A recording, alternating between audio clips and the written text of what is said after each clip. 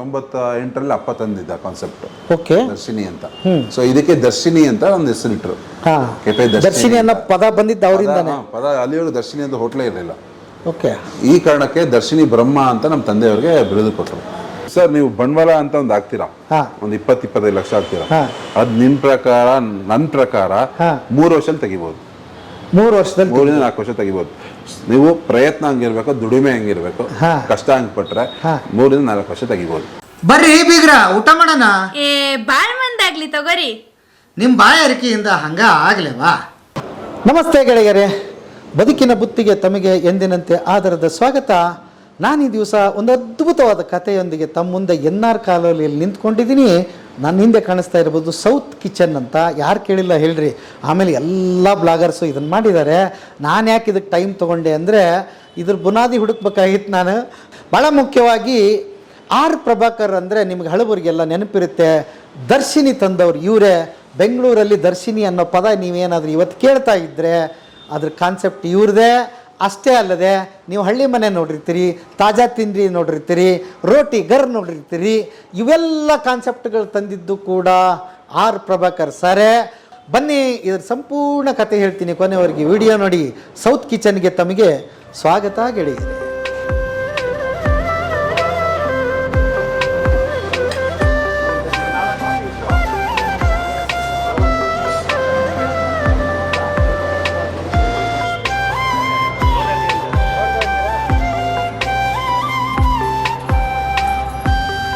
ನಮಸ್ತೆ sir, Sanjay sir. ನಮಸ್ತೆ sir. ನಮಸ್ತೆ. ಸುಮಾರು ಒಂದು 6 ತಿಂಗಳಿಂದ ಅನ್ಕೊಂಡಿದ್ವಾ. ಹೌದು ಹೌದು, ಕಾಲ ಇವತ್ತು ಕೂಡ ಬಂದಿದೆ. ನೀವು ಖುಷಿ ಆಯ್ತು ನಮಗೆ.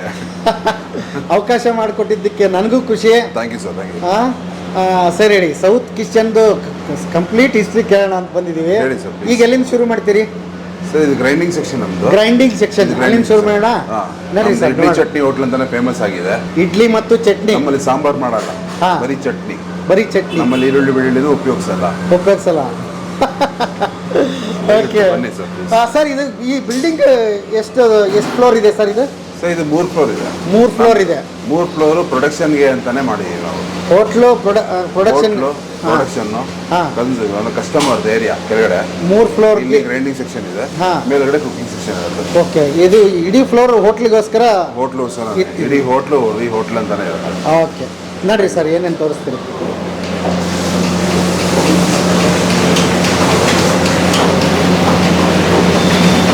ಇದು ನಮ್ಮ ಗ್ರೈಂಡಿಂಗ್ ಸೆಕ್ಷನ್. ಸರ್ ಇಲ್ಲೇನೋ ಹಿಟ್ಟು ರೆಡಿ ಇದೆ. ಇಡ್ಲಿ ಹಿಟ್ಟು. ಇದು ರವಾನ ಸರ್? ರವಾ. ಇಡ್ಲಿಗೆ ರವಾ ಮಿಕ್ಸ್ ಮಾಡ್ಕೊಂಡು ಇಡ್ಲಿ ಮಾಡ್ತೀವಿ ಸರ್. Okay okay. ಇದು ಚಟ್ನಿ ಆಗ್ತಾ ಇರುತ್ತೆ. 2 ಚಟ್ನಿ ರೆಡಿ ಇರುತ್ತೆ. ಆ ಚಟ್ನಿ ಖಾಲಿ ಮತ್ತೆ 2 ಚಟ್ನಿ ರೆಡಿ ಮಾಡ್ತಾರೆ. ಎಷ್ಟು ಖರ್ಚಾಗುತ್ತೆ ಸರ್ ಡೈಲಿ? ಡೈಲಿ ನಮ್ದು ಏನಿಲ್ಲ, ಒಂದು 10ರಿಂದ 12 kg ಉದ್ದಿನ ಬೇಳೆ ಅಷ್ಟು ಇಡ್ಲಿ ಖರ್ಚಾಗುತ್ತೆ. ಉದ್ದಿನ ಬೇಳೆ 12 kg ಉದ್ದಿನ ಬೇಳೆ ಅಷ್ಟು ಖರ್ಚಾಗುತ್ತೆ. ಇಡ್ಲಿ ರವೆ ಮತ್ತೆ ಉದ್ದಿನ ಹಿಟ್ಟು ಮಿಕ್ಸ್ ಮಾಡಿ ಒಂದು ಪ್ರಮಾಣದಲ್ಲಿ ಇಡ್ಲಿ ಮಾಡೋದು ನಾವು. Okay okay okay. ಡೈಲಿ ಎಷ್ಟು ಖರ್ಚಾಗುತ್ತೆ ಅಂದ್ರೆ ಹಿಟ್ಟು ಎಲ್ಲ ಸೇರಿ? ಡೈಲಿ ಇಡ್ಲಿ ಬಂದು ಒಂದು 4000 ಇಡ್ಲಿ ಹೋಗುತ್ತೆ ಸರ್. 4000 ಇಡ್ಲಿ? 4000 ಇಡ್ಲಿ ಹೋಗುತ್ತೆ. ಓಕೆ. ವಡ ಸರ್? ವಡ ಒಂದು 500ರಿಂದ 600 ಹೋಗುತ್ತೆ. 600 ಡೈಲಿ. ಸೂಪರ್. ಮತ್ತೇನು ಮಾಡ್ತೀರಿ ನೀವು? ಇಡ್ಲಿ, ವಡೆ, ಖಾರ ಬಾತು, ಕೇಸರಿ ಬಾತು, ಉಪ್ಪಿಟ್ಟು. ನಮ್ಮ ಮೈನ್ ಐಟಮ್ ಇರೋದು 4 ಐಟಮ್. ಅದು ಬಿಟ್ರೆ ನವಣೆ ಬೇಳೆ ಬಾತ್ ಅಂತ ಇದೆ, ಖಾರ ಪೊಂಗಲ್ ಅಂತ ಇದೆ. ಅದು ಬಿಟ್ರೆ ಅವಲಕ್ಕಿ ಮತ್ತೆ ಶಾವಿಗೆ. ನಮ್ಮಲ್ಲಿ ರೈಸ್ ಐಟಮ್ ಅಂತ ಏನು ಮಾಡಲ್ಲ ಸರ್. ರೈಸ್ ಐಟಮ್ ಮಾಡಲ್ಲ? ಅನ್ನದ ಐಟಮ್ ಏನು ಮಾಡಲ್ಲ. ಇದಿಷ್ಟು ಐಟಮ್ ಡೈಲಿ ಇರುತ್ತೆ? ಇದಿಷ್ಟು ಐಟಮ್ ಡೈಲಿ ಇರುತ್ತೆ. ಆಗಾಗ ಮಾಡ್ತಾ ಇರ್ತೀವಿ. ಇದು ಒಂದೇ ಸತಿ ಮಾಡಿಡಲ್ಲ. ಅರ್ಧ ಕೆಜಿ 1 kg ಥರನೇ ಮಾಡ್ತಾ ಇರ್ತೀವಿ. ಆಗಾಗ ಮಾಡ್ತಾ ಇರ್ತೀವಿ. ಓಕೆ. ಈಗ ಚಟ್ನಿ ಇದ್ರಿ, ಚಟ್ನಿ ತೋರಿಸಿ. ಚಟ್ನಿ ಮಾಡ್ತಾ ಇರಲ್ಲಿ ಚಟ್ನಿ. ಇದು ಚಟ್ನಿ. ಏನು ಚಟ್ನಿ ಸರ್ ಸ್ಪೆಷಲ್ ನಿಮ್ದು ಇದು? ಸರ್ ಹುರ್ಗಡ್ಲೆ, ಕೊತ್ತಂಬರಿ ಸೊಪ್ಪು, ಹಸಿಮೆಣಸಿನ್ಕಾಯಿ ಹಾಕೋದು ನಾವು.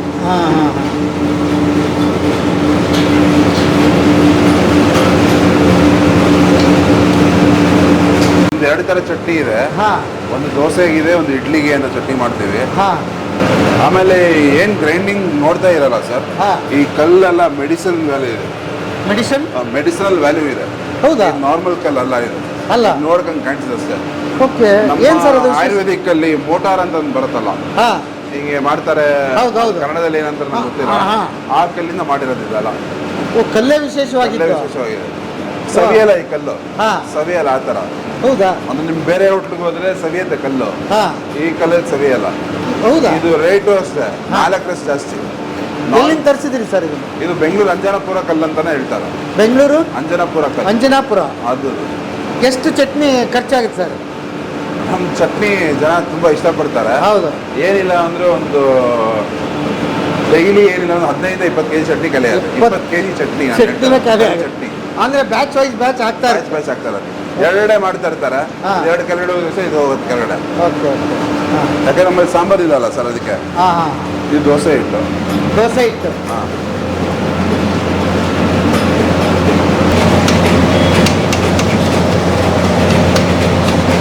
ತೂಕ ಮಾಡಿನೇ ಹಾಕೋದು? ತೂಕ ಮಾಡಿ ಚಟ್ನಿ ಎಲ್ಲ ಹಾಕೋದು. ಯಾವುದೋ ಹಂಗೆ ಹಾಕಂಗಿಲ್ಲ. ಮೆಜರ್ಮೆಂಟ್ ಇಲ್ಲ. ಹೌದಾ? ಸೊ ಇವ್ರು ಮಾಡಿದ್ರು ಹಂಗೆ ಬರುತ್ತೆ, ಅವ್ರು ಮಾಡಿದ್ರು ಹಂಗೆ ಬರುತ್ತೆ ಚಟ್ನಿ. ಯಾರು ಮಾಡಿದ್ರು ಹಂಗೆ ಬರುತ್ತೆ.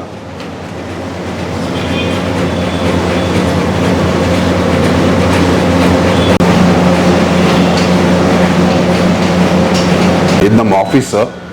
ಆಫೀಸ್ ಇದು ಆಕ್ಚುಲಿ ಕಾರ್ಪೊರೇಟ್ ಆಫೀಸ್ ಅಂತ ಮಾಡಿದ್ದು. ಹಾಂ ಹಾಂ. ಮುಂಚೆ IT ಕಂಪ್ನಿಗೆಲ್ಲ ಸರ್ವ್ ಮಾಡ್ತಾ ಇದ್ರಿ. ಹಾಂ ಹಾಂ. ಅವಾಗ ಒಂದು ಆಫೀಸ್ ಅಂತ ಬೇಕಾಗತ್ತೆ ಅವ್ರಿಗೆ. ಓಕೆ ಸೊ ಇಲ್ಲಿ ಆಫೀಸ್ ಅಂತ ಮಾಡಿದ್ರಿ ಸರ್. ಇವಾಗ ಸ್ವಲ್ಪ ಸ್ಟೋರ್ ರೂಮ್ ಥರ ಇಟ್ಕೊಂಡಿದ್ವಿ.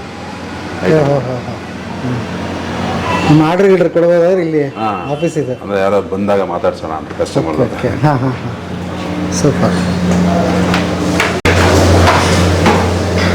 3ನೇ ಫ್ಲೋರ್ ಆಯ್ತು ಸರ್ ಇದು? ಹಾಂ, ಇದು 3 ಸರ್.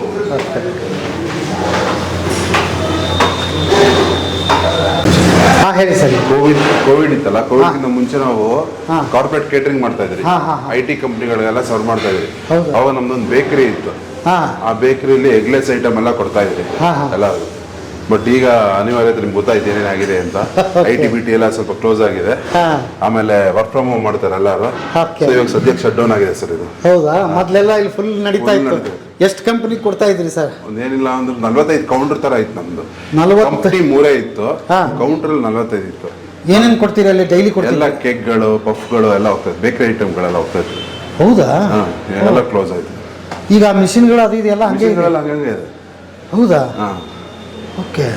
ಈಗ ಏನು ಇದನ್ನ ಹಂಗೆ ಇಟ್ಟಿದ್ದೀರಿ, ಮುಂದೆ ನಡೆಸ್ಬೇಕು ಅಂತನಾ? ನಮ್ಗೇನೋ ಚಾನ್ಸ್ ಸಿಗತ್ತೆ ಅಂತ ಯೋಚನೆ ಮಾಡ್ತಾ ಇದೀವಿ. ಹಾಂ ಹಾಂ. ಈ ರೇಟ್ ನೋಡಿದ್ರೆ 10 ರೂಪಾಯಿ ತೊಗೊಂಡಿರೋ ಐಟಮ್ನ 1 ರೂಪಾಯಿ ಕೇಳ್ತಾರೆ. ಹಾಂ. ಕೊಡೋಣ ಅಂದ್ರೆ ವೇಸ್ಟ್. ಅದು ಬೇರೆಯವ್ರು ಯಾರೋ ಕೆಲಸ ಕೊಡ್ಬೋದು ಅಂತ ಯೋಚನೆ ಮಾಡ್ತಾ ಇದೀವಿ. ಹಂಗಾರೆ ಮುಂದೆ ಪ್ಲಾನ್ ಇದೆ? ಮುಂದೆ ಪ್ಲಾನ್. ಯಾವ್ದಾರ ಒಂದು ಕಂಪ್ನಿ ನಾವೇ ಒಂದು ಓಪನ್ ಮಾಡೋಣ ಅಂತ, ರೀಟೇಲ್ ಆಗಿ ಓಪನ್ ಮಾಡ್ಬಿಟ್ಟು ನಾವೇ ಕೊಡೋಣ. ಕಂಪ್ನಿ ಸಿಕ್ಕಿಲ್ಲ ಅಂದ್ರು ಹಾಂ ಹಾಂ. ರೀಟೇಲ್ ಔಟ್ಲೆಟ್ ನಾವೇ ಮಾಡೋದು. ಬೇಕ್ರಿದು ಓಕೆ. ನಾವೇ ಸೇಲ್ ಮಾಡೋದು. ಓ ಸೂಪರ್. ಓ ಅದೊಂದು ಹಂಗಾರೆ ಇದೆ ಮುಂದಕ್ಕೆ. ಇದು ಮೇಲೆ ಏನಿದೆ ಸರ್? ಇದು cooking sir, main cooking. Main cooking ಇದೇ ನಮ್ಮ ಕುಕಿಂಗ್. ಇಲ್ಲಿಂದ ಕೆಳಗಡೆ ಹೋಗುತ್ತೆ? ಇಲ್ಲಿಂದ ಕೆಳಗಡೆ ಹೋಗುತ್ತೆ. ಕೆಳಗಡೆಯಿಂದ ಮೇಲ್ಗಡೆ ಒಂದು ಆರ್ಡರ್ ಕೊಡ್ತಾರೆ. ಹಾಂ ಹಾಂ. ಇಷ್ಟು ಬೇಕು ಅಂತ. ಹೌದಾ? ಅಷ್ಟೇ ಮಾಡಿ ಕಳಿಸ್ತಾ ಇರ್ತಾರೆ. Okay okay. ಏನು ಬರ್ತಾ ಇದೆ ಸರ್ ಈಗ? ಕಡಲೆ ಬೀಜ. ಏನಕ್ಕಿದೆ ಕಡಲೆ ಬೀಜ? ಅವಲಕ್ಕಿ. ಅವಲಕ್ಕಿಗೆ. ಓಕೆ. ಹಾಂ.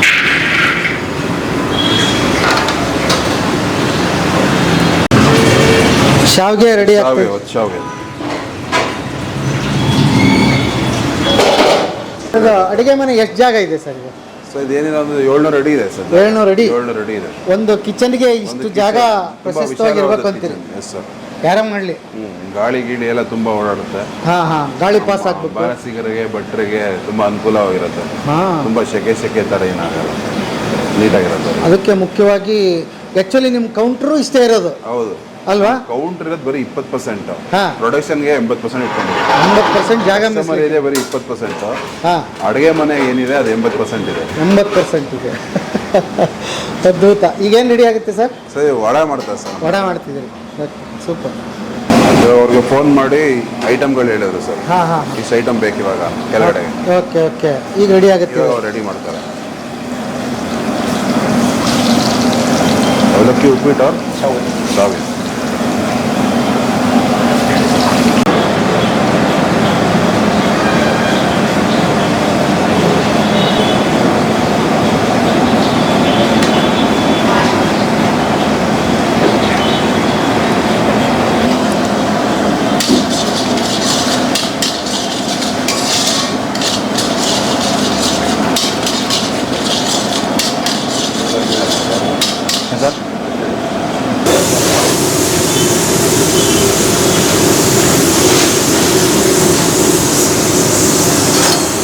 ಎಷ್ಟು ಕೆ ಜಿ ಇದೆ ಸರ್? 1 ಕೆ ಜಿನಾ? ಮತ್ತೆ 1 ಕೆ ಜಿ ರೆಡಿ ಆಗ್ತಿದೆ. ಹೊಚ್ಚೋಗೆ ಥರ ಮಾಡ್ತಾರೆ. ಒತ್ತು ಸರ್ ಇದು ಏನು ಸರ್ ಇದು? ನವಣೆ ಬಿಸಿಬೇಳೆ ಬಾತ್ಗೆ ತರಕಾರಿ ರೆಡಿ ಆಗ್ತದೆ, ಬೇಯಿಸ್ತಾ ಇದೀವಿ. ನವಣೆ ಬಿಸಿ ಬೇಳೆ ಬಾತು ಎಲ್ಲಿ ಸಿಕ್ಕಲ್ಲ ಸರ್ ಇದು ನಿಮ್ಮ ಕಡೆ ಮಾತ್ರ ಸಿಗಲ್ಲ ಸರ್. ಹಾಂ ಆರೋಗ್ಯಕ್ಕೂ ಒಳ್ಳೇದು. ಹಾಂ ಎಲ್ಲೂ ಸಿಗಲ್ಲ ಅದು. ಹಾಂ ನಮ್ಮಲ್ಲಿ ಮಾತ್ರ ಸಿಗೋದು. ಹಾಂ ನವಣೆ ನಾವು ಸ್ಟಾರ್ಟ್ ಮಾಡಿದಾಗ 35 ರೂಪಾಯಿ ಇತ್ತು ಕಿಲೋ. 35 ರೂಪಾಯಿ. 35 ರೂಪಾಯಿ ಇತ್ತು. ಇವತ್ತು ಸರ್ 140 ರೂಪಾಯಿ. 140. ಓ ತುಂಬಾ ಜನ ತಿಂತಾರೆ ಸರ್ ಈಗ. ಅಲ್ವಾ? ಭಾಳ ಆರೋಗ್ಯ ದೃಷ್ಟಿಯಿಂದ ತುಂಬಾ ನಾನು ತಿಂದೆ, ಒಳ್ಳೆಯದಲ್ವಾ? ಭಾಳ ಚೆನ್ನಾಗಿದೆ. ಹೌದು. ಇದು ನಿಮ್ಮ ಫಾದರ್ ಕಾಲದಿಂದ ನಡ್ಕೊಂಡು ಬಂದಿರೋದು ಉಪಹಾರ ಇದು? ಹೌದು ಸರ್. ನವಣಿ ಅವಾಗಿಂದಾನೆ? ಇಲ್ಲ ಇಲ್ಲ, ಹಾ? ಇದು ನವಣೆಲ್ಲ ನಾವು ತಗೊಂಡ್ಬಂದಿದ್ದು, ನೀವು ಶುರು ಆರ್ಗ್ಯಾನಿಕ್ ಮಾಡಿದ್ದು? ಆಗಿತ್ತು ಅಂತ.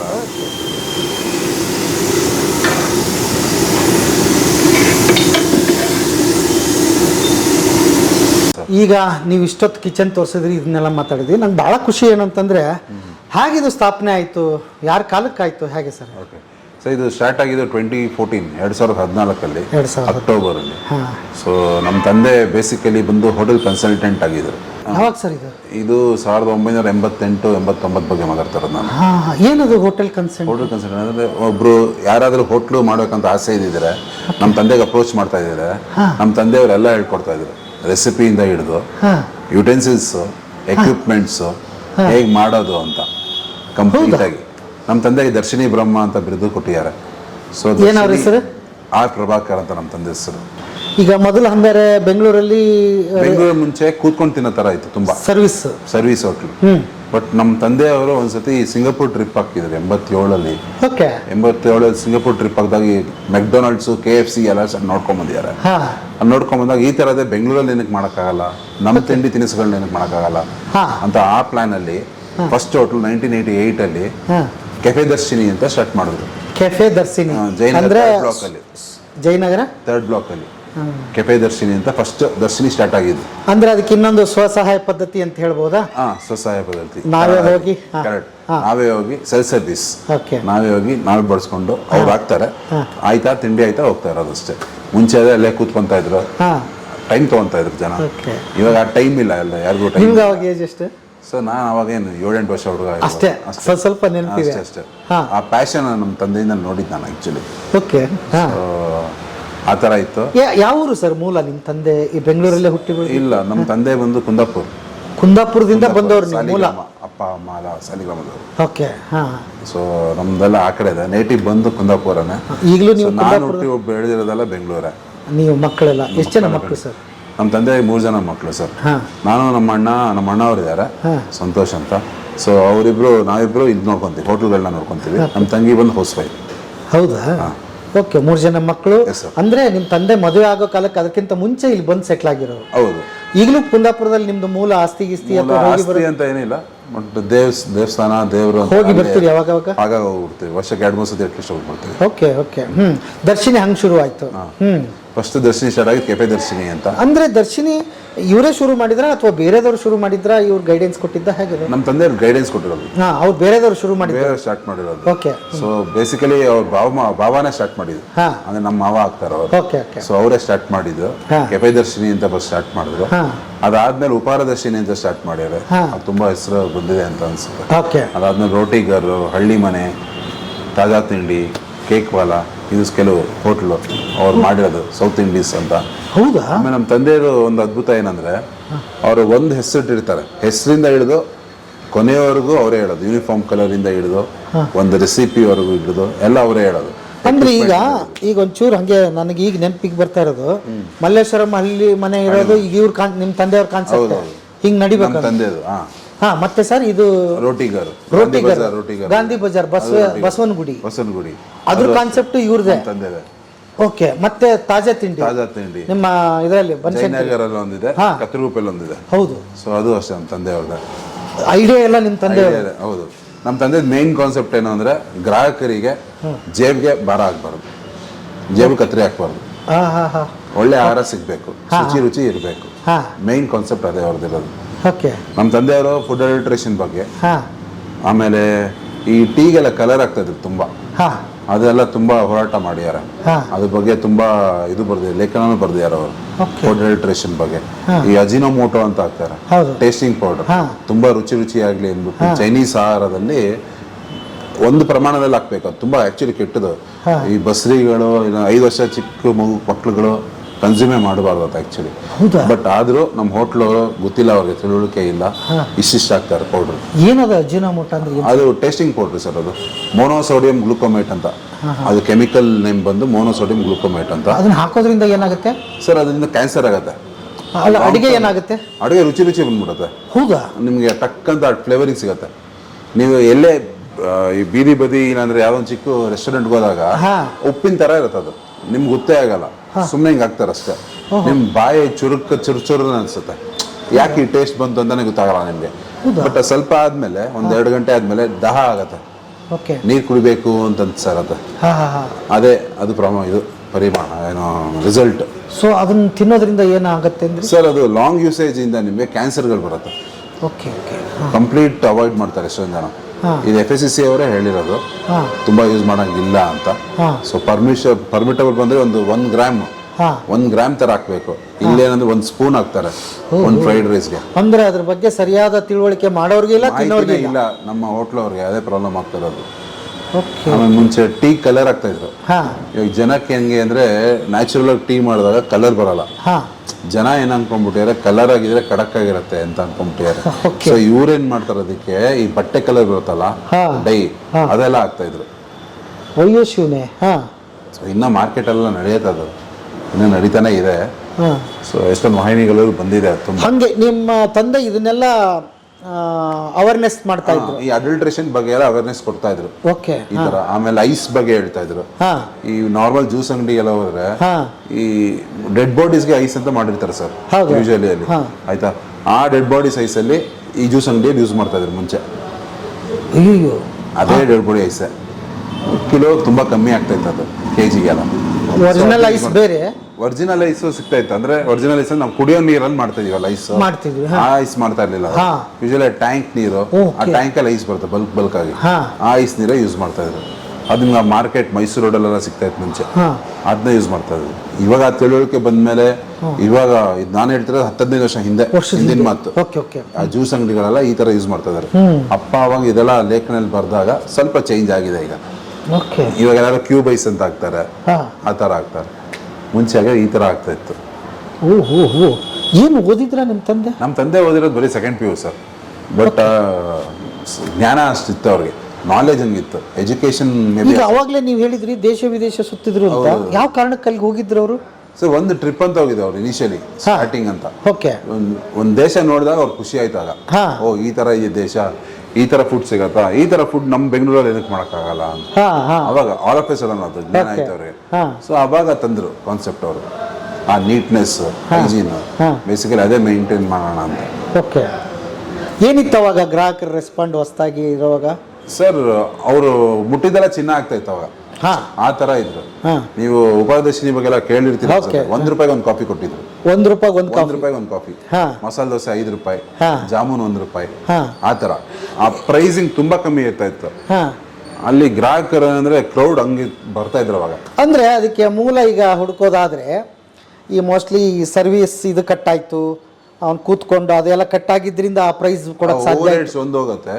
ಇನ್ನೊಂದು, ಈ ಕೂತ್ಕೊಂಡಿದ್ದಾಗ ಏನ್ ಮಾಡ್ತಾರೆ ಹೋಟ್ಲ್ ಅವರು, ಮಾರ್ಜಿನ್ ಮೇಲೆ ಡಿಪೆಂಡ್ ಆಗ್ತಾರೆ. ನಿಮ್ಮಲ್ಲಿ ಒಂದ್ ದೋಸೆಗೆ ₹5 ಬೀಳತ್ತೆ ಅಂತ ಅನ್ಕೊಳ್ಳೋಣ, ಇಲ್ಲಾಂದ್ರೆ ₹40 ಬೀಳತ್ತೆ ಅಂತ ಅನ್ಕೊಳ್ಳೋಣ ಒಂದ್ ದೋಸೆಗೆ. ಅವನು ₹50 ಮಾರ್ತಾ ಇರ್ತಾನೆ ದೋಸೆ, ₹10 ಲಾಭ ಬಂತು. ಬಟ್ ಒಂದು ಬೆಳಗ್ಗೆಯಿಂದ ಸಾಯಂಕಾಲ ಬರೀ 50 ಪ್ಲೇಟ್ ಹೋದ್ರೆ ₹500 ಬಂತು ಅವ್ನ ಕೈಗೆ, ಆಯ್ತಾ? ಇಲ್ಲೇನ್ ಮಾಡ್ತೀವಿ ನಾವು, ₹40 ಬಿತ್ತ ದೋಸೆ, ₹41 ಕೊಡೋಣ ದೋಸೆನ ಸರ್, ₹1 ಸಾಕು ನಂಗೆ ಲಾಭ. ಬಟ್ ಇಲ್ಲಿ ಸಾವಿರಾರು ದೋಸೆ ಹೋಗುತ್ತೆ. ಇಲ್ಲಿ ಇವ್ನಿಗೆ ಹೋಗೋದು ಬರೀ 50-100 ದೋಸೆ, ಇಲ್ಲಿ ನಿಮ್ಗೆ ಸಾವಿರಾರು ದೋಸೆ ಹೋದಾಗ ನಿಮ್ಗೆ ಇಲ್ಲಿ ವರ್ಕೌಟ್ ಆಗುತ್ತೆ, ಆ ವಾಲ್ಯೂಮ್ ಮೇಲೆ ವರ್ಕೌಟ್ ಆಗುತ್ತೆ.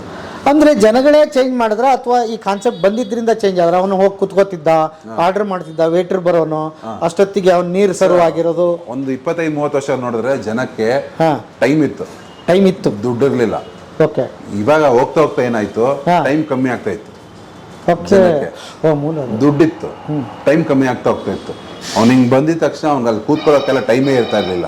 ಓಕೆ. ಸೊ ಅವ್ನು ಇಲ್ಲಿ ಬಂದ ಟಿಫನ್ ಮಾಡ್ದ ಹೋದ್ ಅವ್ನ ಕೆಲಸ ಅವ್ನು ನೋಡ್ಕೊತಾ ಇದ್ದ. ಸೊ ಇದು ಆಗಿದ್ದರಿಂದ ಅವ್ನು ಪ್ರೈಸಿಂಗ್ ಕಮ್ಮಿ ಮಾಡಬೇಕಾಗಿತ್ತು ಒಂದು ಬೇಸಿಕಲಿ. ಆಮೇಲೆ ಟೈಮು ಕನ್ಸಂಪ್ಷನ್ ಕಮ್ಮಿ ಆಯಿತು ಅವನಿಗೆ. ಸೊ ಅದಕ್ಕೆ ಇದನ್ನ ಫಾಸ್ಟ್ ಫುಡ್ ಅಂತ ಹೇಳ್ತಾರೆ. ಇಲ್ಲಿ ಪ್ಯೂರ್ ಚಟ್ನಿ ಅಂದರೆ ಸಾಂಬಾರು ಇರಲ್ಲ, ಹಾಂ ಮತ್ತು ಈರುಳ್ಳಿ ಉಪಯೋಗ ಮಾಡಲ್ಲ, ಹಾಂ ಬೆಳ್ಳುಳ್ಳಿ ಉಪಯೋಗ ಮಾಡಲ್ಲ. ಹಾಂ ಹಾಗೆ ಮಡಿಯುವಂಥ ಬ್ರಾಹ್ಮಣ್ಸು ಜೈನ ಜನ ಕೂಡ ಇಲ್ಲಿ ಬಂದು ಟಿಫನ್ ಮಾಡಬಹುದು. ಹಾಂ ಮತ್ತು ಶಿಸ್ತಾಗಿ ಕೆಲಸ ಮಾಡ್ತಾರೆ ಇವರು ಕೂಡ. ಓಕೆ. ತಲೆಗೆ ಟೋಪಿ ಸಹಿತ ಹಾಕಿದ್ದಾರೆ, ಹಾಂ. ಏನು ಕರ್ಮಿಷ ಬೀಳಬಾರ್ದು ಅಂತೇಳಿ. ಹಾಂ ಹಾಂ. ಯಾವುದೇ ರೀತಿಯ ಪೂರ ಸ್ವಚ್ಛ ಇದೆ ಇಲ್ಲಿ. ಹಾಂ ಟೇಸ್ಟ್ ಕೂಡ ಒಳ್ಳೆ ರೀತಿ ಮಾಡ್ತಿದ್ದಾರೆ. ಹಾಂ. ನಾವು ಮುಂಚಿನ ಒಂದು 3 ವರ್ಷದಿಂದ ಬರ್ತಾನೆ ಇದ್ದೀವಿ ಇಲ್ಲಿಗೆ. ಓಕೆ ಅದೇ ರೀತಿ ಕಾಫಿ ಕೂಡ ಇಲ್ಲಿ ಭಾಳ ಫೇಮಸ್ಸು. ಓಕೆ. ಇಲ್ಲಿ ಕಾಫಿ ಕುಡಿದ್ರೆ ಜನರಿಗೆ ಒಂದು ಏನೋ ಒಂಥರ ಏನೋ ಮೈಂಡಿಗೆ ಒಂಥರ ಫ್ರೆಶ್ ಬೆಸ್ಟ್. ಆ ಥರ ಆಗುತ್ತೆ. Thank you sir, thank you. Okay sir. ತಮ್ಮ ಹೆಸರು ಸರ್? ಕೃಷ್ಣ ಅಂತೇಳಿ. ಯಾವ ಊರು ನಿಮ್ಮದು? ಕೊಳ್ಳೇಗಾಲ ಸರ್. ಎಷ್ಟು ವರ್ಷದಿಂದ ಇಲ್ಲಿ ಕೆಲಸ ಮಾಡ್ತಿದ್ರಿ? 5 ವರ್ಷದಿಂದ ಕೆಲಸ ಮಾಡ್ತಿದ್ದೀನಿ ಸರ್. ಹೌದಾ? ಹೌದು ಸರ್. ಹಾಂ ಹಾಂ ಹಾಂ. ಏನು ಓದಿದ್ದೀರಿ ನೀವು? 10th last sir. ಏನು ಮಾಡ್ತೀರಿ ಇಲ್ಲಿ? ಕಾಫಿ ಹಾಕ್ತೀನಿ ಸರ್. ಏನು ಅದ್ಭುತವಾಗಿ ಕಾಫಿ ಹಾಕ್ತೀರಿ ಅಂತ ನೀವು? Fresh energy filter coffee. ಹಾಂ. ಸೌತ್ ಕಿಚನ್ ಒಂದ್ಸರಿ ಭೇಟಿ ಕೊಡಿ. ಹಾಂ. ಆಮೇಲೆ ಯಾರ್ಯಾರಿಗೆ ಏನೇನು ಬೇಕಂತ ಅದು ಹೆಂಗೆ ಗೊತ್ತಾಗ್ಬಿಡುತ್ತೆ ನಿಮ್ಗೆ? ಗೊತ್ತಾಗುತ್ತೆ ಸರ್, ಗೊತ್ತಾಗುತ್ತೆ. ನನಗೆ ಅವ್ರ ಮುಖ ನೋಡಿದ ತಕ್ಷಣ ಯಾರಿಗೆ ಏನು ಕಾಫಿ ಕೊಡಬೇಕು ಹಾಂ ಅದನ್ನ ನೋಡ್ತಾನೆ ಇರ್ತೀನಿ. ಬಿಲ್ ಏನು ತಗೋತಾರೆ ಹಾಂ ಅವ್ರು ಬಂದ ತಕ್ಷಣ ನನಗೆ ಅದೇ ಮೈಂಡಲ್ಲಿ ಇಟ್ಕೊಂಡಿರ್ತೀನಿ ಸರ್. ಹಾಂ. ಇವ್ರು ಬಂದರೆ ಅವ್ರಿಗೆ ಹಿಂಗೆ ಕೊಡಬೇಕು ಹಾಂ ಅಂತ ಇದೇ ಮೈಂಡಲ್ಲಿ ನಿಂತಿರ್ತೀನಿ. ಹಾಂ. ಹೌದು ಹೌದಾ? ಅವ್ರಿಗೆ ಬಂದರೆ ಅದನ್ನೇ ಹಾಕ್ಕೊಡ್ತೀರಿ? ಹೌದು ಹೌದು. ಓಕೆ. ಈಗ SSLC ಓದಿ ಇಲ್ಲಿ ಕೆಲಸ ಮಾಡ್ತಾ ಇದ್ದೀರಿ. ಹಾಂ. ನಿಮಗೆ ಬೇರೆ ಕಡೆ ಎಲ್ಲಾರು ಕೆಲಸ ಸಿಕ್ತಿತ್ತಾ? ಆ್ಯಕ್ಚುಲಿ ಇಲ್ಲ ಇರಲಿಲ್ಲ. ಇಲ್ಲ ಇಲ್ಲ ಇಲ್ಲ. ಹಾಂ. ಇಲ್ಲಿ ಕೆಲಸ ಮಾಡ ತುಂಬ ಬಡತನ ಸರ್ ಅವಾಗ. ಹಾಂ 2003 2002 ಸಿಕ್ಕಾಬಿಟ್ಟ ಬಡತನ. ಹಾಂ. ಊಟ ತಿಂಡಿಗೆ ಪ್ರಾಬ್ಲಮ್ ಆಗ್ತಿತ್ತು ಸರ್. ಹಾಂ. ಅದನ್ನೆಲ್ಲ ಮನೇಲೆಲ್ಲ ನೋಡಿ ಈ ಓದೋದೇ ಬೇಡ ಅಂದ್ಬಿಟ್ಟು ಬೆಂಗಳೂರು ಬಸ್ ಹತ್ಗೆ ಬಂದ್ಬಿಟ್ಟೆ. ಹಾಂ. ಫಸ್ಟ್ ಇಲ್ಲೇನ ಬಂದು ಸೇರಿದ್ದ? ಇಲ್ಲ, ನಾನು ಕನಕಪುರದಲ್ಲಿದ್ದೆ ಫಸ್ಟು. ಹಾಂ. ವಾಸು ಹೋಟೆಲ್ ಅಂದ್ಬಿಟ್ಟು ಹಾಂ. ಅಲ್ಲಿಂದ ಇಲ್ಲಿಗೆ ಬಂದಿದ್ದೀನಿ ಸರ್. ಏನು ಅನ್ಸುತ್ತೆ ಇಲ್ಲಿ? ಇಲ್ಲಿ ತುಂಬ ಚೆನ್ನಾಗಿದೆ. ಯಜಮಾನರು ತುಂಬ ಚೆನ್ನಾಗಿ ನೋಡ್ಕೊತಾ ಇದ್ದಾರೆ. ಹಾಂ. ನಮ್ಮ ಮನೆ ದೀಪ ಬೆಳಗಿದ್ದಾರೆ. ಹಾಂ. ಇನ್ನು ಇದಕ್ಕಿಂತ ಸಂತೋಷ ಇನ್ನೇನು ಬೇಡ ಅನ್ಸುತ್ತೆ ಸರ್ ಇಲ್ಲಿ ಬಂದು. ಹೌದಾ? ಹೌದು, ತುಂಬ ಖುಷಿ ಆಯಿತು. ಹಾಂ. ಏನೋ ಒಂದು ಪ್ರಾಬ್ಲಮ್ ಹೇಳ್ಕರೂ ಹಾಂ ಯಜಮಾನರು ತಕ್ಷಣನೇ ಅದನ್ನ ಸಾಲ್ವ್ ಮಾಡ್ತಾರೆ. ಸಾಲ್ವ್ ಮಾಡ್ತಾರೆ? ಹೌದು ಸರ್. ಓಕೆ. ಹಾಂ. ತುಂಬಾನೇ ಖುಷಿ ಆಯ್ತು. ಹಾಂ. ಇನ್ನು ನಮ್ಗೆ ಅನಿಸ್ತು ಸರ್, ಇನ್ನು ನಾವು ಬೇರೆ ಕಡೆ ಎಲ್ಲೂ ಹೋಗೋದು ಬೇಡ, ಹಾಂ ಸಾಕು. ನಾವು ಏನೇ ಒಂದು ಆಟ ಆಡಿದ್ರು ನಮ್ಮ ಯಜಮಾನರು ಏನೋ ಒಂದು ಚೂರು ಕೇಳಲ್ಲ. ಹಾಂ. ತುಂಬಾನೇ ಖುಷಿ. ಕೆಲಸ ಹೆಂಗಾರು ಮಾಡ್ಕೊಂಡು ಹೋಗಿ, ಹಾಂ ಚೆನ್ನಾಗಿ ಮಾಡ್ಕೊಂಡು ಹೋಗಿ ಅಂತ ಹೇಳ್ತಾರೆ. ಹೌದು ಸರ್. ಹೌದಾ? ಹೌದು. ಈಗೇನು ತಿಂಗಳ ಅರ್ನಿಂಗ್ ಮಾಡಿ ಮನೆಗೆ ಕಳಿಸ್ತಾ ಇದ್ದೀರಾ ನೀವು? ಇಲ್ಲ, ತಿಂಗಳ ಮನೆಗೆ ಹೋಗುತ್ತೆ ಸರ್ ಪೇಮೆಂಟ್. ಎಷ್ಟು ಕೊಡ್ತಾರೆ ನಿಮ್ಗೆ ಸಂಬಳ? 20,000 ಕೊಡ್ತಾರೆ ಸರ್. 20,000 ಎಲ್ಲ ಖರ್ಚು ಕಳೆದು ಅಷ್ಟು ಉಳಿಯುತ್ತೆ? ಹೌದು. ಊಟ ಗಿಟ ಎಲ್ಲ ಇಲ್ಲೇ ಆಗುತ್ತೆ? ಹೌದು ಸರ್. 4 ಟೈಮ್ ಊಟ ತಿಂಡಿ, ಹಾಂ. ಮನೆ ಕಳಕ್ಕೆ ಜಾಗ ಕೊಟ್ಟಿದ್ದಾರೆ. ಹಾಂ. ಇನ್ನೇನು ಬೇಕು ಸರ್ ನಮಗೆ?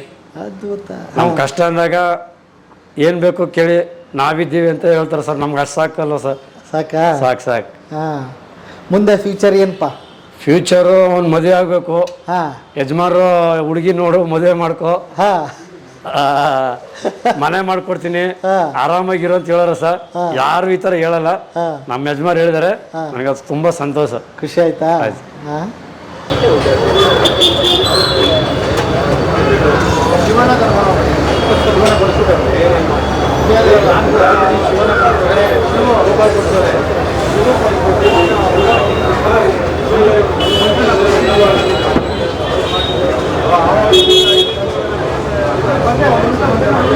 ಕಿಲೋಗಟ್ಲೆ ಅಂತ ಕೊಡ್ತಾ ಇದ್ರು ಮುಂಚೆ. ನ್ಯಾಪ್ಕಾಯ್ ಹೌದು ಹೌದು. ಹಾಂ. ಈಗಲೂ ಕೆಲವೊಂದು ಕಡೆ ಇದೆ ಸರ್. ಅದು ತಂದಿದ್ದು ನಮ್ಮ ತಂದೆನೆ. ಹಾಂ. ನಮ್ಮೂರ ತಿಂಡಿ ಅಂತ ಸ್ಟಾರ್ಟ್ ಮಾಡೋದು. ಹಾಂ ಹಾಂ. ನಮ್ಮೂರ ಊಟ. ನಮ್ಮೂರ ಊಟ ಅಂದ್ರೆ ಅಲ್ಲಿ ಕಿಲೋಗಟ್ಲೆ ಬಂದಿದ್ದು. Okay. ಅಲ್ಲಿ ಅಂದ್ರೆ ನಮ್ಮ ಇನ್ಫೋಸಿಸ್ ನಾರಾಯಣ ಮೂರ್ತಿ ಅವರು ಸಹ ಕ್ಯೂಲ್ ಬಂದು ತಗೊಂತಾ ಇದ್ರು ಓಕೆ. ಅವಾಗ. JP ನಗರ ಸ್ಟಾರ್ಟ್ ಆಗಿದ್ದು ಮಾರೇನಹಳ್ಳಿಲಿ. ಹಾಂ. ಅದು ಅಷ್ಟೇ, ಅದೊಂದು ಕಾನ್ಸೆಪ್ಟ್. ಹಾ. ಅಂದ್ರೆ ನಮ್ಮ ತಂದೆ ಹೆಂಗಂದ್ರೆ ಒಂದ್ಸತಿ ಒಂದ್ ಕಾನ್ಸೆಪ್ಟ್ ಮಾಡಿದ್ರೆ ಹಾ. ಇನ್ನೊಂದ್ಸತಿ ಅದೇ ಕಾನ್ಸೆಪ್ಟ್ ನ ರಿಪೀಟ್ ಮಾಡ್ತಾ ಇರಲಿಲ್ಲ. ಓಕೆ. ಬಟ್ ಜನ ಇನ್ನೊಂದು ಅದನ್ನೇ ಕಾಪಿ ಮಾಡ್ಕೊಂಡು ಮಾಡ್ತಾ ಇದ್ರು. ಹಾಂ ಹಾಂ. ಫಸ್ಟ್ ದರ್ಶಿನಿ ಮಾಡಿ ನಮ್ಮ ತಂದೆ ಅವರು ದರ್ಶಿನಿ ಅಂತ ಹೆಸರಿಟ್ಟು ದರ್ಶಿನಿ ಅಂತ ಇಟ್ಟಿದ್ದಪ್ಪ. ಅದಾದ್ಮೇಲೆ ಬೇರೆಯವರೆಲ್ಲ ದರ್ಶಿನಿ ಅಂತ ಇಟ್ಕೊಂಡ್ರು. ಆ ದರ್ಶಿನಿ ಈ ದರ್ಶಿನಿ ಅಂತ ಓಕೆ. ಫಸ್ಟೇ ಸ್ಟಾರ್ಟ್ ಮಾಡೋದು ಅಷ್ಟೇ. ಆಮೇಲೆ ಹಳ್ಳಿ ಮನೆ ಅಂತ ಮಾಡೋದು. ಆಮೇಲೆ ಮನೆಗಳು ಬಂತು ತುಂಬಾ. ನಮ್ದೇ ಇಟ್ಕೊಳ್ಳಿ, ಸೌತ್ ಕಿಚನ್ ಅಂತ ಆದ್ಮೇಲೆ ಎಷ್ಟೊಂದು ಕಿಚನ್ಗಳು ಸ್ಟಾರ್ಟ್ ಆಗೋಗ್ಬಿಟ್ಟಿದೆ. ಹಾಂ ಹಾಂ ಹಾಂ. ನಿಮಗೆ ಗೊತ್ತಿರುತ್ತೆ ಏನೇನೋ ಕಿಚನ್ ಅಂತ ಇಟ್ಟಿರ್ತಾರೆ. ಸೊ ಆ ಥರ ಟ್ರೆಂಡ್ ಸೆಟ್ಟರ್ ಅಂತಂದ್ರೆ ಈ ಹೋಟ್ಲು ಬಿಸ್ನೆಸ್ ಅಲ್ಲಿ. ಸ್ವಂತ ಹೋಟ್ಲ್ ಮಾಡ್ಲಿಲ್ವ ಅವರು? ತಂದೆ ಆಕ್ಚುಲಿ ಹೋಟ್ಲು ಬಿಸ್ನೆಸ್ ಬಗ್ಗೆ ಗೊತ್ತಿತ್ತು sir. In and out complete picture ಗೊತ್ತಿತ್ತು. ಸೊ ಅವ್ರಿಗೆ ನಾವು ಹೋಟ್ಲು ಮಾಡೋದು ಇಷ್ಟನೇ ಇರಲಿಲ್ಲ. ಸೊ ನಮ್ದೆಲ್ಲ ಡಬಲ್ ಗ್ರಾಜುಯೇಷನ್ ಆಗೋಗಿದೆ. ನಿಮ್ದೇನಾಗಿದೆ ಸರ್? ನಂದು ಇಂಜಿನಿಯರಿಂಗ್ ಮತ್ತು MBA ಆಗಿದೆ ಸರ್. ಓಕೆ. ಡಬಲ್ ಗ್ರಾಜುಯೇಟ್ ನಾನು. ಸೊ ನಮಗೆಲ್ಲ ಏನಿತ್ತು, ನಾವು ನಮ್ಮ ತಂದೆನ ನೋಡ್ತಾನೆ ಇದ್ರಲ್ಲ, ನಾವು ಚಿಕ್ಕ ವಯಸ್ಸಿನ ನೋಡ್ತಾ ಇದೀವಿ. ಸೊ ನಮಗೂ ಒಂಥರ ಪ್ಯಾಷನ್ ಬಂದ್ಬಿಡ್ತು. ಮೇ ಬಿ ಹೋಟ್ಲ್ ಮಾಡಿದ್ರೆ ಹೆಂಗಿರುತ್ತೆ, ಇವ್ರ ಕಾನ್ಸೆಪ್ಟ್ ತೊಗೊಂಡು ನಾವು ಮಾಡಿದ್ರೆ ಹೆಂಗಿರುತ್ತೆ, ನಾವಿನ್ನ ಸ್ವಲ್ಪ ಚೆನ್ನಾಗೇ ಮಾಡ್ಬೋದಲ್ವಾ ಅಂತ. ಬಟ್ ನಮ್ಮ ತಂದೆಗೆ ಬೇಸಿಕಲಿ ಇಷ್ಟ ಇರಲಿಲ್ಲ. ಆದರೂ ಸಹ ಯಾಕೆ ಇಷ್ಟ ಇರಲಿಲ್ಲ? ಎಲ್ಲರಿಗೂ ಐಡಿಯಾ ಕೊಡೋರು ನಿಮ್ಮ ಸರ್. ಇಲ್ಲಿ ಮೇಜರ್ ಡ್ರಾಬ್ಯಾಕ್ ಲಿಮಿಟೇಷನ್ ಅಂದರೆ ಹುಡುಗರು. ಹಾಂ. ನಮ್ಮ ತಂದೆಯವ್ರಿಗೆ ಅವ್ರ ಮಕ್ಳಿಗೆ ಯಾಕಪ್ಪ ಈ ತಲೆ ಬಿಸಿ ಅಲ್ಲ ಅಂತ ಅವ್ರಿಗೆ. ಇಷ್ಟು ಚೆನ್ನಾಗಿ ಓದಿ ಕೆಲಸ ತಗೊಂಡ್ರೆ ವಾರಕ್ಕೆ 2 ದಿನ ರಜಾ ಇರುತ್ತೆ, ಹಾಗಿರ್ಬೋದಲ್ವಾ ಅಂತ ಅವ್ರ ಪ್ರಕಾರ. ಬಟ್ ನಮ್ಗೆ ನಾವೇ ದುಡಿದ್ರೆ ಹೆಂಗಿರುತ್ತೆ ಅಂತ ನಮ್ಗೆ. ಸೊ ಆ ಇದ್ರಲ್ಲಿದ್ವಿ. ಬಟ್ ಅವ್ರು ಹೇಳಿದ್ ಸತ್ಯನೇ, ಅವ್ರು ಯೋಚನೆ ಮಾಡಿದ್ದು ಸತ್ಯನೇ. ನಮ್ಗೆ ಬಿಡುವೆ ಇರಲ್ಲ, ಯಾವಾಗ ಏನಾಗತ್ತಂತನೂ ಗೊತ್ತಿರಲ್ಲ. ಸೊ ಆ ಥರ ಟೈಮ್ ಅಭಾವನೂ ಇರುತ್ತೆ. ಆ ಹುಡುಗರದ್ದು ಸ್ವಲ್ಪ ಸಮಸ್ಯೆಗಳು ಇದ್ದೇ ಇರುತ್ತೆ, ಅದೇನು ಮಾಡೋಕ್ಕಾಗಲ್ಲ. ಈ ಜಾಗ ಈಗ ಹೋಟ್ಲು ಮತ್ತು ಮೊದಲು ಶುರುವಾಗಿದ್ದು ಇದೇ ಜಾಗ ಹಂಗಾರೆ ನಿಮ್ದು? ಸೌತ್ ಕಿಚನ್ ನೀವು ಶುರು ಮಾಡಿದ್ದು ಅಥವಾ ನಿಮ್ಮ ತಂದೆ? ನಮ್ಮ ತಂದೆಯವರು ಇಟ್ಟಿರೋದು ಅಡಿಪಾಯ. ಆಕ್ಚುಲಿ ಅಡಿಪಾಯ ಬಿಲ್ಡಿಂಗ್ ಎಲ್ಲ ಮಾಡಿದ್ರು. ಇದು ನಾವು ನಮ್ಮ ಅಣ್ಣ ಹೋಟ್ಲು ಮಾಡಿ ನಡ್ಸ್ಕೊಂಡು ಹೋಗ್ತಾ ಇದೀವಿ. ಈ ಜಾಗ ಯಾರು ತಗೊಂಡಿದ್ದು ಸರ್? ನಿಮ್ಮ ತಂದೆ? ನಮ್ಮ ತಂದೆಯವರು ಹಳೆ ಕಾಲದಲ್ಲಿ, ಹಳೆ ಅದೇನೋ ಮೇ ಬಿ 1980s ಅಲ್ಲಿ ನಾವು ತಗೊಂಡಿರ್ತಾರೆ. ಈ 100 ರೂಪಾಯಿ ಲೆಕ್ಕಾಚಾರದಲ್ಲಿ, 1000 ರೂಪಾಯಿ ಲೆಕ್ಕಾಚಾರದಲ್ಲಿ 35-40 ಸಾವಿರ ಮ್ಯಾಕ್ಸಿಮಮ್. ಇವಾಗ ಅಷ್ಟು ಕೋಟಿನೇ ಆಗುತ್ತೆ. 35-40 ಕೋಟಿ ಕೊಟ್ಟರು ಇಲ್ಲ ಜಾಗ ಇದೆ, ಜಾಗ ಸಿಗ್ತಾ ಇಲ್ಲ ಇಲ್ಲಿಲ್ಲ. ನಿಮ್ಮಲ್ಲಿ ಏನೇನು ಸ್ಪೆಷಲ್ ಸರ್? ಬೆಳಿಗ್ಗೆ ನಾನು ಬಂದೆ ಅಂದ್ರೆ ಏನೇನು ಸಿಗುತ್ತೆ ನಿಮ್ಮಲ್ಲಿ? ಸರ್ ನಮ್ದು 6:30ಗೆ ಓಪನ್ ಮಾಡೋದು ಹೋಟ್ಲು. ಅವಾಗ ಇಡ್ಲಿ, ವಡೆ, ಖಾರ ಬಾತು, ಕೇಸರಿ ಬಾತು, ಈ 4 ಐಟಮ್ ಪಕ್ಕ ಇರುತ್ತೆ. ಅದು ಬಿಟ್ಟರೆ ಡೈಲಿ ನವಣೆ ಬೇಳೆ ಬಾತ್ ಅಂತ ಮಾಡ್ತೀವಿ, ಮಿಲೆಟ್ಸ್ ಅಂತ ಇರುತ್ತೆ. ಅದರಲ್ಲಿ ಬಿಸಿಬೇಳೆ ಬಾತ್ ಮಾಡ್ತೀವಿ, ಖಾರ ಪೊಂಗಲ್ ಮಾಡ್ತೀವಿ ಅದರಲ್ಲೇ, ನವಣೆಯಲ್ಲೇ. ಇನ್ನೊಂದು ಖಾರ ಬಾತ್ ಅಂತ ಇದೆ, ಅದು ಬನ್ಸಿ ರವೆಲ್ ಮಾಡ್ತೀವಿ. ಉಪ್ಪಿಟ್ಟು ಅಂತ ಇದೆ ಇನ್ನೊಂದು, ಅದು ಮೀಡಿಯಂ ರವೆಲ್ ಮಾಡ್ತೀವಿ ನಾವು. ಉಪ್ಪಿಟ್ಟು ಖಾರ ಬಾತ್ ಬೇರೆ, ಉಪ್ಪಿಟ್ಟು ಬೇರೆ. ಈ ಖಾರ ಬಾತ್ಗೆ ನಾವು ಸ್ವಲ್ಪ ಈ ವಾಂಗಿಬಾತ್ ಪುಡಿ ಅದೆಲ್ಲ ಮಿಕ್ಸ್ ಮಾಡಿ ಹಾಕಿರ್ತೀವಿ. ಉಪ್ಪಿಟ್ಟು ಅಂದ್ರೆ ಕರಾವಳಿ ಶೈಲಿ ಬರುತ್ತೆ, ಸ್ವಲ್ಪ ಕೊಬ್ಬರಿ ಎಣ್ಣೆ ಹಾಕ್ತಿವಿ, ಹಾಲಲ್ಲಿ ಮಾಡ್ತೀವಿ. ಸೊ ಅದನ್ನ ಉಪ್ಪಿಟ್ಟು ಅಂತ ಹೇಳ್ತೀವಿ. ಸೊ ಬೇರೆ ಕಡೆ ನೀವು ಹೋದಾಗ ಯಾವ್ದು ಒಂದಿರುತ್ತೆ, ಖಾರ ಬಾತ್ ಅಥವಾ ಉಪ್ಪಿಟ್ಟು ಅಂತ ಸಿಗುತ್ತೆ. ಉಪ್ಪಿಟ್ಟು ಅಂದ್ರೆ ನಮ್ ತರ ಉಪ್ಪಿಟ್ಟು ಸಿಗಲ್ಲ ನಿಮ್ಗೆ, ಅದೊಂದು ಸ್ವಲ್ಪ ಫೇಮಸ್ ಆಗಿದೆ ಸರ್ ನಮ್ದು ಉಪ್ಪಿಟ್ಟು, ನವಣೆ ಬೇಳೆ ಬಾತ್. ಸೊ ನಮ್ದು ಏನೇ ತಿಂಡಿ ಇದ್ರು ಒಬ್ರಿಗೂ ಒಂದು ತಿಂಡಿ ಇಷ್ಟ, ನಮ್ಗೆ ಅದೊಂಥರ ಖುಷಿ, ಸಂತೋಷ. ಓಕೆ. ಬೆಳಿಗ್ಗೆ 5-6 ಐಟಮ್ ಸಿಗುತ್ತೆ, 7-8 ಐಟಮ್ ಸಿಗುತ್ತೆ ಡೈಲಿ. ಬೆಳಿಗ್ಗೆ ಓಪನ್ ಆದ್ರೆ ಎಷ್ಟು ಗಂಟೆವರೆಗೆ ಇರುತ್ತೆ ಸರ್? ಬೆಳಿಗ್ಗೆ 6:30 ಓಪನ್ ಆದ್ರೆ 9:00ವರೆಗೂ ಇರ್ತೀವಿ ಸರ್. ಈಗ ಸಾಯಂಕಾಲ ರಜಾ ಯಾವತ್ತೂ ಇಲ್ಲ? ರಜಾ ಯಾವತ್ತೂ ಇಲ್ಲ. ಕೋವಿಡ್ ಮುಂಚೆ ರಜಾ ಇತ್ತು, ಆಮೇಲೆ ಆ ಟೈಮ್ ಗ್ಯಾಪ್ ಇತ್ತು. ಕೋವಿಡ್ ನಂತರ ರಜಾ ಇಲ್ಲ, ಪೂರ್ತಿ ಮಾಡ್ತಾ ಇದೀವಿ. ಆಮೇಲೆ ನಮ್ದು ಸ್ಪೆಷಾಲಿಟಿ ಏನಂದ್ರೆ ನಮ್ದು ಅರ್ಧ ಗಂಟೆಗೂ ಐಟಮ್ ಬರ್ತಾ ಇರುತ್ತೆ. ಐಟಮ್ ಪ್ರಾಡಕ್ಟ್ ಲೈನ್ ತುಂಬಾ ಕಮ್ಮಿ ಇರೋದು, 7-10 ಐಟಮ್ ಅಷ್ಟೇ. ಬಟ್ ಒಂದೇ ಸತಿ ಮಾಡಿಡಲ್ಲ, ಯಾವ ಐಟಮ್ ಸಮೇತ ಒಂದೇ ಸತಿ ಮಾಡಿಡಲ್ಲ. ನೀವೇ ನೋಡಿರ್ತೀರಾ, 20 ವಡೆ, 30 ವಡೆ ಬಿಸಿಯಾಗಿರ್ಬೇಕು, ಗರಿ ಆಗಿರ್ಬೇಕಂತ ಗ್ರಾಹಕರ ಆರೋಗ್ಯನ ಗಮನದಲ್ಲಿಟ್ಕೊಂಡು ನಾವು ಅದು ಕೊಡ್ತಾ ಇರ್ತೀವಿ. ಖಾರ ಬಾತು ಅಷ್ಟೇ, 1 kg ಖಾರ ಬಾತ್. 1 kg ಖಾರ ಬಾತ್ ಅಂದ್ರೆ 20 ಖಾರ ಬಾತ್ ಬರುತ್ತೆ. 20 ಪ್ಲೇಟ್ ಖಾರ ಬಾತ್ ನಮ್ಗೆ ಒಂದು 1/4 ಗಂಟೆ 20 ನಿಮಿಷ ಖಾಲಿ ಆಗುತ್ತೆ. ಮತ್ತೆ ಅವ್ರು ಮಾಡ್ತಾರೆ 20 ಖಾರ ಬಾತ್, ಬಿಸಿಯಾಗಿ ಹೋಗ್ತಾ ಇರುತ್ತೆ. ಗ್ರಾಹಕರು ಖುಷಿ ಆಗತ್ತೆ. ಸರ್ ಇನ್ನೊಂದು ನಮ್ಮ ವೀಕ್ಷಕರ ಕುತೂಹಲಕ್ಕೆ ಈ ಪ್ರಶ್ನೆ, ಡೈಲಿ ಎಷ್ಟು ದುಡಿತಾರೆ, ತಿಂಗಳ ಎಷ್ಟು ದುಡಿತಾರೆ, ವರ್ಷಕ್ಕೆ ಎಷ್ಟು ದುಡಿತಾರೆ ಅಂತ ಒಂದಿರ್ತಾರೆ ಹೊಸ ಹೋಟೆಲ್ ಮಾಡೋದಾಗ ಏನ್ ಹೇಳ್ತೀರಿ ಸರ್? ನೀವು ಬಂಡವಾಳ ಅಂತ ಒಂದು ಹಾಕ್ತೀರಾ, ಒಂದು 20-25 ಲಕ್ಷ ಹಾಕ್ತೀರಾ, ಅದ್ ನನ್ ಪ್ರಕಾರ 3 ವರ್ಷದಲ್ಲಿ ತೆಗಿಬಹುದು. 3 ವರ್ಷದಲ್ಲಿ 3-4 ವರ್ಷ ತೆಗಿಬಹುದು. ನೀವು ಪ್ರಯತ್ನ ಹಂಗಿರ್ಬೇಕು, ದುಡಿಮೆ ಹಂಗಿರ್ಬೇಕು, ಕಷ್ಟ ಹಂಗ್ ಪಟ್ರೆ 3-4 ವರ್ಷ ತೆಗಿಬಹುದು. ಸೊ ನಿಮ್ಗೆ ಗೊತ್ತಾಯ್ತು ಇವಾಗ ಎಷ್ಟು ತೆಗಿಬಹುದು ಅಂತ. ಉಳಿದಿದ್ದೆಲ್ಲ ನಿರಂತರವಾಗಿ ಅವರೇ ಕ್ಯಾಲ್ಕುಲೇಟ್ ಮಾಡೋದು. ಬಿಕಾಸ್ ಒಂದು ಹೋಟೆಲ್ಗೆ ಇಷ್ಟೇ ಅಂತ ನಾವು ಹೇಳಕ್ಕಾಗಲ್ಲ. ತುಂಬಾ ಇದಿರುತ್ತೆ ಕ್ರೈಟೀರಿಯಾಗಳು, ಎಲ್ಲಾ ಕ್ರೈಟೀರಿಯಾ ಫಿಲ್ ಆದ್ರೆ ಇಷ್ಟು ಬರುತ್ತೆ ಅಂತ ಹೇಳ್ಬೋದು. ಸೊ ಮುಂಚೆ ಇದ್ದಿದ್ ಪ್ರೈಸಿಂಗೇ ಬೇರೆ, ಅಕ್ಕಿ ಆಗ್ಲಿ, ಬೇಳೆ ಆಗ್ಲಿ, ಹಾಲಾಗ್ಲಿ, ಇವಾಗಿರೋ ಪ್ರೈಸಿಂಗೇ ಬೇರೆ. ಸೊ ಮಾರ್ಜಿನ್ ತುಂಬಾ ಕಮ್ಮಿ ಇದೆ ನಮ್ಮ ಹೋಟ್ಲಲ್ಲಿ. ಸೌತ್ ಇಂಡಿಯನ್ ಅಲ್ಲಿ ತುಂಬಾ ಕಮ್ಮಿ ಇರುತ್ತೆ. ಬಟ್ ಆ ವಾಲ್ಯೂಮ್ ಮೇಲೆ ನೀವು ದುಡ್ಡು ಮಾಡ್ಕೊಬೇಕು, ವ್ಯಾಪಾರ ಹಂಗ್ ನಡೆಸ್ಬೇಕು. ಅಂದಾಜು ಎಷ್ಟು ಕಸ್ಟಮರ್ ಬಂದು ಹೋಗ್ತಾರೆ ಸರ್? ಸೊ ಒಂದು 2,000 ಜನ ಅಟ್ಲೀಸ್ಟ್ ಬರ್ತಾರೆ ಡೈಲಿ. 2,000 ಜನ ಮೇಂಟೈನ್ ಮಾಡ್ತೀವಿ 100%. ಎಷ್ಟು ಜನ ರೆಡಿ ಆಗಿರ್ತೀರಿ 2,000 ಜನ ಮೇಂಟೈನ್ ಮಾಡಕ್ಕೆ? ನಮ್ಮಲ್ಲಿ 30 ಜನ ಇದಾರೆ, 30 ಜನ ಅಷ್ಟೇ ಸೈನಿಕರ ತರ ಬರ್ಲಿ, ಎಲ್ಲರೂ ಯಾರೇ ಬರ್ಲಿ. ಅವ್ರನ್ನ ಕಾಯಿಸೋದು ಗೀಸೋದು ಇಲ್ಲ, ಅವ್ರಿಗೆ ರುಚಿಯಾಗಿ ಮಾಡಿ ಸೇವೆ ಮಾಡಿದ್ರೆ ಸಾಕು ಸರ್, ಅದೇ ಖುಷಿ. ಅಪ್ಪವ್ರಿಗೆ ಎಷ್ಟು ಖುಷಿ ಇದೆ ಇದು ಈ ಮಟ್ಟಿನ ಸಕ್ಸಸ್? ನನ್ನ ತಂದೆಗೆ ಖುಷಿ ಆಯ್ತು ಸರ್, ಇವಾಗ ಖುಷಿ ಆಗ್ತಾ ಇದೆ ಅವ್ರಿಗೆ. ಆಕ್ಚುಲಿ ನಾವು ಸಕ್ಸಸ್ಫುಲ್ ಆಗಿ ನಡೆಸ್ತಾ ಇದೀವಿ ಅನ್ನೋ ಸಂತೋಷ ಇದೆ. ಬಟ್ ಅವ್ರು ಹೇಳಿದ ಪ್ರಕಾರ ನಾವು ಇನ್ನ 100% ರೀಚ್ ಆಗಿಲ್ಲ. ಅವ್ರು ಹೇಳಿದ್ರೆ ನಾವು ಇನ್ನ 10-15% ರೀಚ್ ಆಗಿದೀವಿ. ಅವ್ರು ಹೇಳಿದ ಅವ್ರ ಮೈಂಡ್ ಸೆಟ್ ಎಲ್ಲ ನಾವು ಮಾಡಿದ್ರೆ 100% ಎಲ್ಲೋ ಹೋಗ್ಬಿಡ್ತೀವಿ ನಾವು. ಈ ಒಂದು ಸಾಮಾನ್ಯವಾದ ಪ್ರಶ್ನೆ ಬರುತ್ತೆ, ನಿಮ್ಮ ತಂದೆಯವರೇ ಹುಟ್ಟು ಹಾಕಿದ್ದು ಒಂದು 10 ರೂಪಾಯಿನೋ 20 ರೂಪಾಯಿಗೆ ಅಲ್ಲಿ ತಿಂಡಿ ಕೊಡ್ತಾರೆ ತಾಜಾದಲ್ಲಿ, ಹೌದು. ಒಂದು 25 ರೂಪಾಯಿ ದೋಸೆ ಕೊಡ್ತಾರೆ. ಅಲ್ಲಿಗೆ ಇಲ್ಲಿಗೆ ಟ್ಯಾಲಿ ಮಾಡಿದ್ರೆ ರೇಟ್ ಜಾಸ್ತಿ ಇದೆಯಾ ಅಂತ ಅನ್ಸುತ್ತಾ? ಸೇಮ್ ಸರ್, ಅವ್ರದ್ದು 12 ರೂಪಾಯಿ ಇಡ್ಲಿ ಆಗಿದೆ. ಹೌದಾ? ನಮ್ದು ಪ್ರೈಸಿಂಗ್ ಅಷ್ಟೇ ಇದೆ. ಸೇಮ್ ಇದೆಯಾ? ಸೇಮ್, ಓಹೋ, ಆಲ್ಮೋಸ್ಟ್ ಸೇಮ್. ಹೆಚ್ಚು ಕಡಿಮೆ ಅಂತ ಹೆಚ್ಚು ಕಮ್ಮಿ ಏನಿಲ್ಲ, ಸೇಮ್. ಮುಂದಿನ ಡ್ರೀಮ್ ಸರ್? ಸರ್ ಇದು ಇರೋದನ್ನ ನಡ್ಸ್ಕೊಂಡು ಹೋಗ್ಬೇಕು, ನಮ್ಮ ಗ್ರಾಹಕರನ್ನ ಸೇವೆ ಕೊಡ್ತಾ ಇರ್ಬೇಕು ಸರ್ ಸದಾ, ಮತ್ತೇನಿಲ್ಲ ಸರ್ ನಮಗೆ. Okay, thank you sir. ಇಷ್ಟೊತ್ತು ಬದುಕಿನ ಹೊತ್ತಿಗೆ ನಿಮ್ಮನ್ನು ಬಹಳ ದಿವಸದಿಂದ ಕಾದು ಖುಷಿ ಆಯ್ತು ನೀವು ಬಂದಿದ್ದು. Thank you sir. ಗೆಳೆಯರೇ, ಇಷ್ಟೊತ್ತು ಸೌತ್ ಕಿಚನ್ ಕತೆ ಕೇಳ್ತಾ ಇದ್ರಿ. ಸಂಜಯ್ ಸರ್ ಒಂದು ಮಾತು ಹೇಳ್ತಾ ಇದ್ರು, ಡಿಗ್ರಿ ಮಾಡಿದ್ರು, ತುಂಬ ಚೆನ್ನಾಗಿ ಎಲ್ಲಾದರೂ ಕೆಲಸ ಸಿಕ್ತಿತ್ತು, ಕಂಪ್ನಿಗೆ ಹೋಗ್ಬೋದಾಗಿತ್ತು, ಬಟ್ ನಮ್ಮ ತಂದೆ ಹೆಸರು ಉಳಿಸ್ಬೇಕಾಗಿತ್ತು, ನಮಗೂ ಎಲ್ಲೋ ಒಂದಿಷ್ಟು ಇಂಟ್ರೆಸ್ಟ್ ಇತ್ತು. ಅವರ ಜ್ಞಾನನ ತೊಗೊಂಡು ನಾವ್ಯಾಕೆ ಒಂದು ಹೋಟ್ಲ್ ಮಾಡಬೇಕು ಅಂತ ಶುರು ಮಾಡಿದ್ದೇ ಈ ಸೌತ್ ಕಿಚನ್ನು. ಇಲ್ಲಿವರೆಗೆ ನಡ್ಕೊಂಡು ಬಂದಿದೆ. ನೀವು ನಂಬ್ತಿರೋ ಡೈಲಿ 2,000 ಜನ ಇಲ್ಲಿ ಬಂದು ಹೋಗ್ತಾರೆ. ಇಲ್ಲಿ ಅರ್ಧ ಗಂಟೆಗೊಮ್ಮೆ ಎಲ್ಲದೂ ರೆಡಿ ಆಗುತ್ತೆ. ಇದನ್ನು ಗಮನದಲ್ಲಿ ಇಟ್ಕೋಬೇಕು. ಹೊಸ ಹೋಟ್ಲ್ ಮಾಡೋರು 500 ಜನ ಬರ್ತಾರೆ ಅಂತೇಳಿ ನೀವು 500 ಜನ ಅಡುಗೆ ಮಾಡಿಟ್ರೆ ಏನಾದರೂ ನಿಮಗೆ ಅವಘಡ ಶುರುವಾದರೆ 500 ಜನದ ಅಡುಗೆ ಹಾಗೆ ಉಳಿದ್ಬಿಡುತ್ತೆ. ಸಿಕ್ಕಾಪಟ್ಟಿ ಹೋಟೆಲ್ಗಳು ಲಾಸ್ ಆಗಿದ್ದ ಅಲ್ಲೇ. ಆಮೇಲೆ ಏನೂ ಗೊತ್ತಿಲ್ಲದೆ ಶುರು ಮಾಡ್ತೀವಿ ಹೋಟೆಲ್ಲು, ಬಂಡವಾಳನು ಹಾಕ್ಬಿಡ್ತೀವಿ, ಬಟ್ ದೋಸೆ ಮಾಡೋ ಬಟ್ಟ ಆಗಲಿ ಇಡ್ಲಿ ಮಾಡೋ ಬಟ್ಟ ಆಗಲಿ ಕೈ ಕೊಟ್ಟರೆ ನಮ್ಮ ಹೋಟ್ಲು ನಿಂತ್ಕೊಂಡ್ಬಿಡುತ್ತೆ. ಹಾಗಾಗಿ ಫೇಲ್ಯೂರ್ ಅಲ್ಲಿಂದ ಶುರುವಾಗುತ್ತೆ ಅಂತ ಸಂಜಯ್ ಸರ್ ಹೇಳ್ತಾ ಇದ್ದರು. ಇವನ್ನೆಲ್ಲ ಗಮನದಲ್ಲಿ ಇಟ್ಕೋಬೇಕು. ನಾನು ಈ ವಿಡಿಯೋ ಮಾಡಿದ್ದ ಉದ್ದೇಶ ಇಷ್ಟೇ. ಸೌತ್ ಕಿಚನ್ನೇ ಬದುಕಿನ ಬುತ್ತಿ ಬಂದೇನು ಫೇಮಸ್ ಆಗಬೇಕಾಗಿಲ್ಲ, ಆಲ್ರೆಡಿ ಅದಕ್ಕೆ ದೊಡ್ಡ ಇತಿಹಾಸ ಇದೆ. ನಾನು ಮಾಡಿದ ಕಾರಣ ಇಷ್ಟೇ ಆಗಿತ್ತು. ಇವತ್ತು ಬೇಕಾದಷ್ಟು ಹುಡುಗರು ಹೋಟೆಲ್ ಲೈನಿಗೆ ಬರ್ತಾ ಇದ್ದೀರಿ, ಅವರಿಗೆಲ್ಲ ಏನಾದರೂ ಟಿಪ್ಸ್ ಕೊಡಬೇಕಾಗಿತ್ತು. ಯಾರಾದರೂ ಇಂಥವ್ರು ಹೇಳಿದಾಗ ಸಾಧ್ಯ. ಚಿಕ್ಕ ಚಿಕ್ಕ ಹೋಟೆಲ್ ಮಾಡಿ ಬೇಕಾದಷ್ಟು ನಿಮಗೆ ಹೇಳಿದ್ದೀನಿ.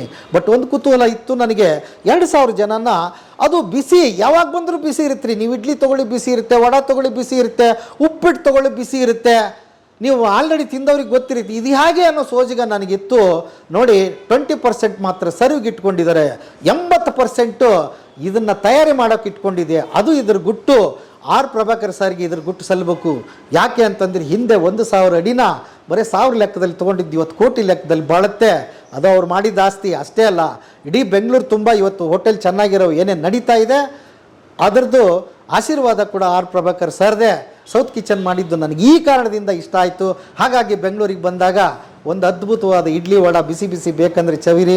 ಚಟ್ನಿದಂತೂ ನಾನು ಹೇಳಲೇಬೇಕಾಗಿಲ್ಲ, ಅದ್ಭುತವಾದ ಚಟ್ನಿ. ಆ ಚಟ್ನಿಗೋಸ್ಕರ ಇಲ್ಲಿ ಜನ ಬರ್ತಾರೆ. ಆಮೇಲೆ ಇನ್ನೂ ಒಂದು ಭಾಳ ವಿಶೇಷವಾಗಿ ನಾನು ಹೇಳಲೇಬೇಕು, ನವಣೆ ಯೂಸ್ ಮಾಡಿ ಇವರು ಸುಮಾರು ಉಪ್ಪಿಟ್ಟುಗಳನ್ನ ಮಾಡ್ತಾರೆ. ಆಮೇಲೆ ಬಿಸಿಬೇಳೆ ಬಾತ್ ಥರ ಮಾಡ್ತಾರೆ, ಅದ್ಭುತವಾಗಿರುತ್ತೆ. ಬಂದು ಒಂದು ಸಲ ಸವಿರಿ ಅಂತ ಹೇಳ್ತಾ ಇವತ್ತಿನ ಬದುಕಿನ ಬುತ್ತಿಯ ಕಥೆಯನ್ನು ಇಲ್ಲಿಗೆ ಮುಗಿಸ್ತೀನಿ. ಮತ್ತೆ ನಾಳೆ ಇನ್ನೊಂದು ಕತೆ, ಇನ್ನೊಂದು ಬದುಕಿನ ಬುತ್ತಿಯೊಂದಿಗೆ ತಮ್ಮ ಮುಂದೆ ಹಾಜರಾಗ್ತೀನಿ. ಅಲ್ಲಿವರೆಗೆ ನಮಸ್ತೆ ನಮಸ್ತೆ ನಮಸ್ತೆ ಗೆಳೆಯ.